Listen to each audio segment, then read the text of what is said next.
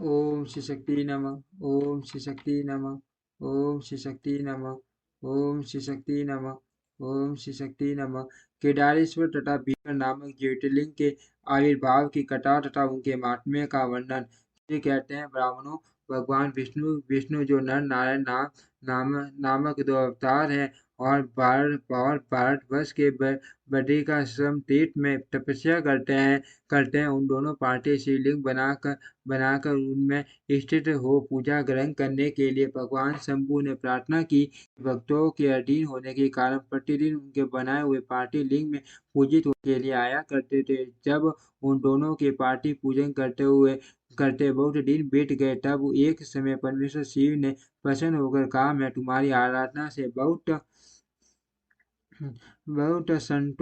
संतुष्ट हो, तुम दोनों मुझसे वर मांगो। उस समय उनके ऐसे कहने पर नर और नारायण ने लोगों के हित की कामना से कहा, देवेश्वर, यदि आप प्रसन्न हैं और यदि मुझे वर देना चाहते हैं तो अपने स्वरूप से पूजा ग्रहण करने के लिए यही स्थित हो जाइए। उन दोनों बंधुओं के इस प्रकार अनुरोध करने पर कल्याणकारी महेश्वर हिमालय के उस केदार तीर्थ में स्वयं ज्योतिर्लिंग के रूप में स्थित हो गए। उन दोनों से पूजित होकर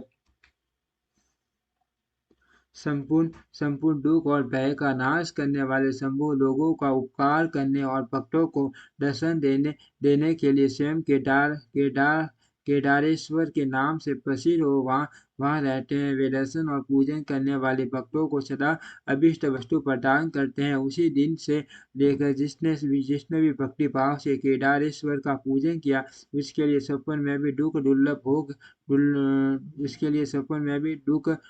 हो गया। जो भगवान शिव का प्रिय भक्त वहाँ शिवलिंग के निकट शिव के रूप से अंकित वल्लय कंकन या कड़ा चढ़ाता है, वह उस वलय युक्त स्वरूप का दर्शन करके समस्त पापों से मुक्त हो जाता है, साथ ही जीवन मुक्त भी हो जाता है।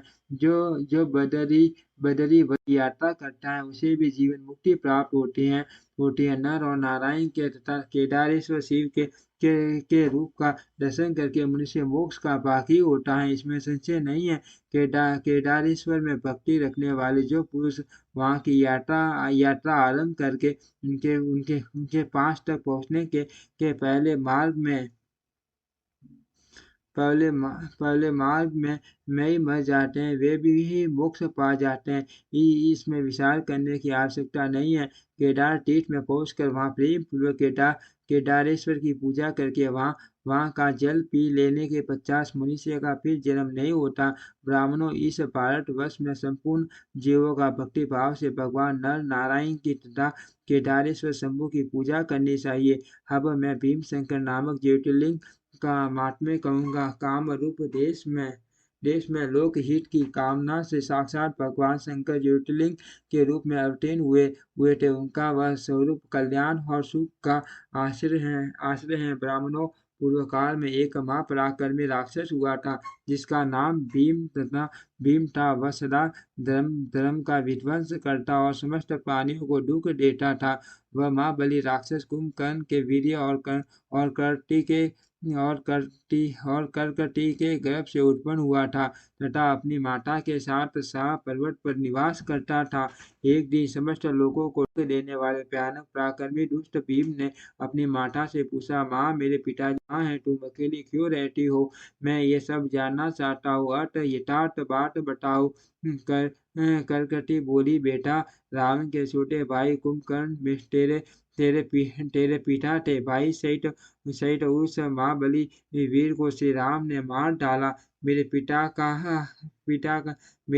का नाम करकट और माता का नाम पुष्कशी था। विराट मेरे पति थे, जिन्हें पूर्व काल में राम ने मार डाला। अपने प्रिय स्वामी के मारे जाने पर मैं अपने माता पिता के पास रहती थी। एक दिन मेरे माता पिता अगस्त्य मुनि के शिष्य सुतीक्ष्ण को अपना आहार बनाने के लिए गए। वे बड़े तपस्वी और महात्मा थे। उन्होंने कुपित होकर मेरे माता पिता को भस्म कर डाला। वे दोनों मर गए। तब से मैं अकेली होकर बड़े दुख के साथ इस पर्वत पर रहने लगी। मेरा कोई अवलंब नहीं रह गया। मैं असहाय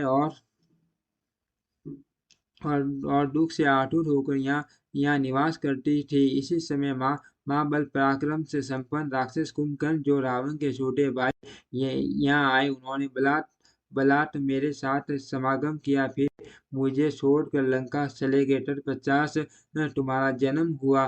तुम भी पिता के समान ही मान बलवान और पराक्रमी हो। अब मैं तुम्हारा ही सहारा लेकर यहाँ कालक्षेप करते हो। सूर्य जी ये कहते हैं, ब्राह्मणों, कर टीकी। यह बात सुनकर भयानक पराक्रमी भीम कुपित हो और यह विचार करने लगा कि मैं विष्णु के साथ कैसा बर्ताव करूं। इन्होंने मेरे पिता को मार डाला। मेरे नाना नानी भी उनके भक्त के हाथ से मारे गए। विराट को भी इन्होंने ही मार डाला और इस प्रकार मुझे बहुत दुख दिया। यदि मैं अपने पिता का पुत्र हूँ तो श्री हरि को अवश्य पीड़ा दूंगा। ऐसा निश्चय करके भीम मान तप करने के लिए आ गया। उसने ब्रह्मा जी की प्रसन्नता के लिए 1000 वर्षों तक मान तप किया। तपस्या के साथ साथ वह मन ही मन इष्ट देव का ध्यान किया करता था। तब लोक पितामह ब्रह्मा उसे वर देने के लिए गए और इस प्रकार बोले। ब्रह्मा जी ने कहा, भीम, मैं तुम पर प्रसन्न हो। तुम्हारी इच्छा हो उसके अनुसार वर मांगो।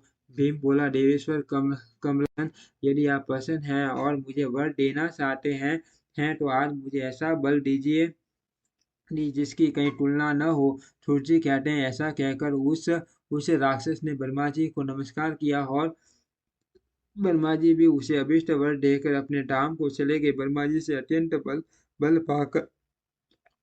पाकर राक्षस अपने घर आया और माता को प्रणाम करके शीघ्रतापूर्वक बड़े गर्व से बोला, माँ, अब तुम मेरा बल देखो। मैं इंद्र आदि देवताओं तथा इनकी सहायता करने वाले श्री हरि का मान संहार कर डालूंगा। ऐसा कहकर भयानक पराक्रमी भीम ने अपने इंद्र आदि देवताओं को जीता और उन सब को अपने अपने स्थान से निकाल कर बाहर किया। तदनंतर देवताओं की प्रार्थना से उनका पक्ष लेने वाले श्री हरि को भी उसने युद्ध में हराया। फिर प्रसन्नता पृथ्वी को जीतना प्रारंभ किया। सबने पहले वह कामरूप देश के राजा सुदक्षिण को जीतने के लिए गया। वहां राजा के साथ उनका भयंकर युद्ध हुआ।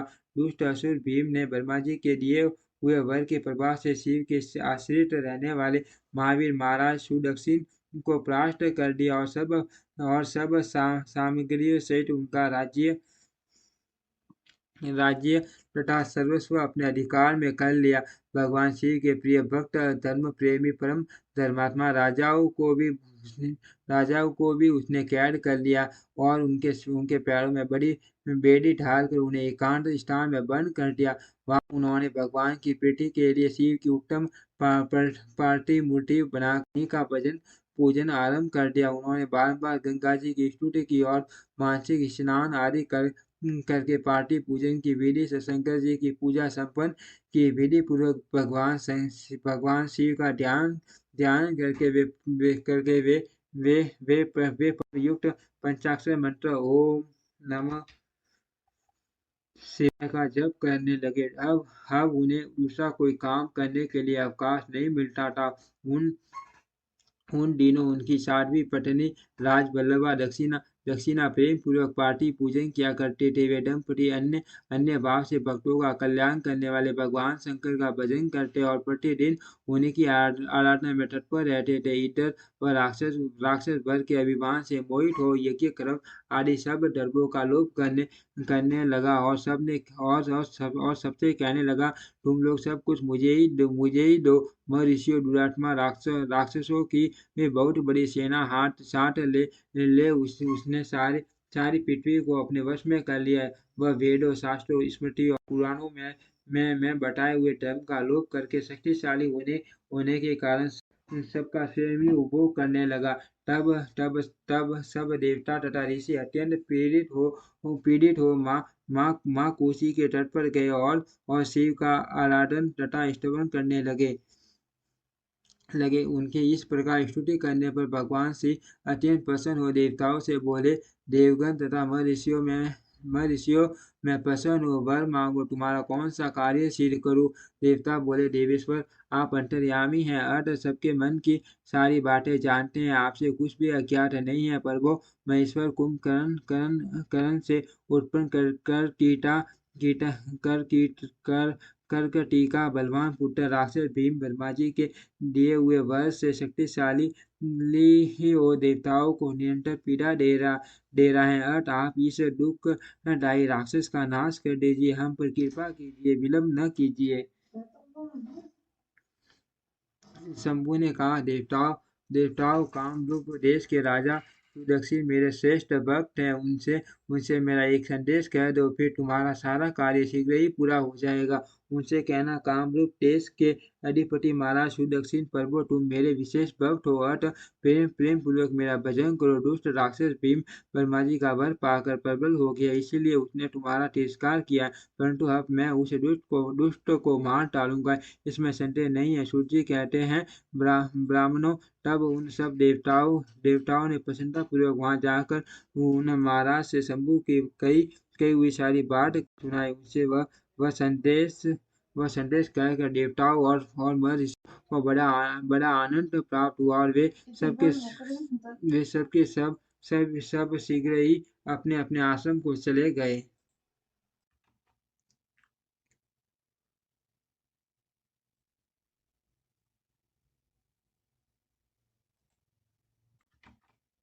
शंभु ने कहा, देवताओं कामरूप देश के राजा सुदक्षिण मेरे श्रेष्ठ भक्त हैं, उनसे मेरा एक संदेश कह दो, फिर तुम्हारा सारा कार्य शीघ्र ही पूरा हो जाएगा। उनसे कहना, कामरूप देश के अधिपति महाराज सुदक्षिण प्रभु, तुम मेरे विशेष भक्त हो, अत प्रेम पूर्वक मेरा भजन करो। दुष्ट राक्षस भीम वर्मा जी का वर पाकर प्रबल हो गया, इसीलिए उसने तुम्हारा तिरस्कार किया है, परंतु अब मैं उस दुष्ट को मार डालूंगा, इसमें संदेह नहीं है। सूर्य जी कहते हैं, ब्राह्मणों तब उन सब देवताओं ने प्रसन्नतापूर्वक वहां जाकर उन महाराज से शंभु की कई कई हुई सारी बात कह सुनाई। उनसे वह संदेश कर देवताओं और महर्षियों को बड़ा आनंद प्राप्त हुआ, और वे सब के सब शीघ्र ही अपने अपने आश्रम को चले गए। इधर भगवान शिव भी अपने गणों के साथ लोकहित की कामना से अपने भक्त की रक्षा करने के लिए सादर उसके निकट गए और गुप्त रूप से वहीं ठहर गए। इसी समय रूप नरेश ने पार्थिव शिव के सामने गाढ़ ध्यान लगाना आरंभ किया। इतने में ही किसी ने